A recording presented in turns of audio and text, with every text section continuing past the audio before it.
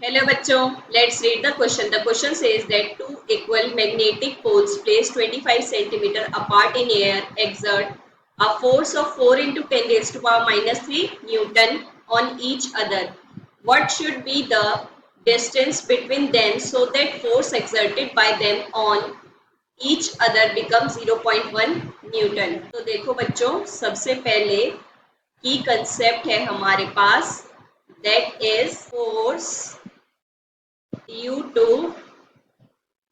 Magnetic poles. ठीक है बच्चों, तो अब देखो बच्चों, सबसे पहले हमें डिस्टेंस कितना दिया है, that is 25 centimetre between them.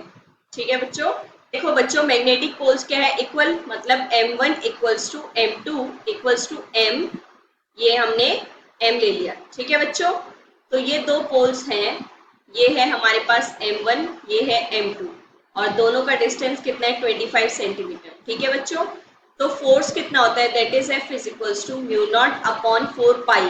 Air के लिए होती है situation m1 m2 divided by r square. ठीक है बच्चों, अब देखो ये सेंटीमीटर में है और हमें फोर्स न्यूटन में दिया है, तो हम क्या करते हैं, इसको भी मीटर में चेंज कर देते हैं, into 10 raise to power minus 2 metre. ठीक है बच्चों, तो अब वैल्यूज रखो, देखो म्यू नॉट अपॉन 4 पाई क्या होता है, 10 रेज टू पावर माइनस 7, और m1 m2 कितना बन जाएगा, m square divided by 25 into 10 raise to power minus 2 whole square. ठीक है बच्चों, और फोर्स कितना दिया हुआ है, 4 into 10 raise to power minus 3।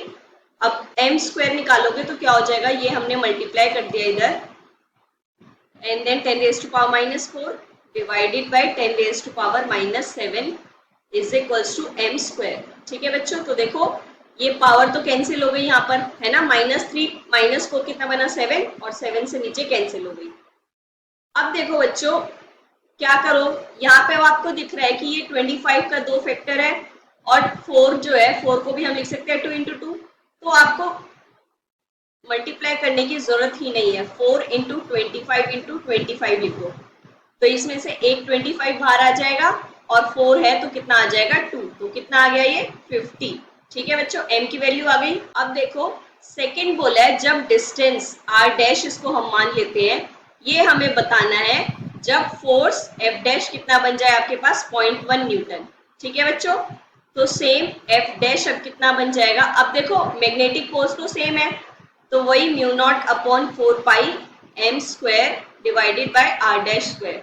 ठीक है बच्चों, वैल्यूज रखो, 10 raise to power minus 7 m square मतलब 50 into 50 divided by r1 dash square is equals to कितना है, 0.1 न्यूटन।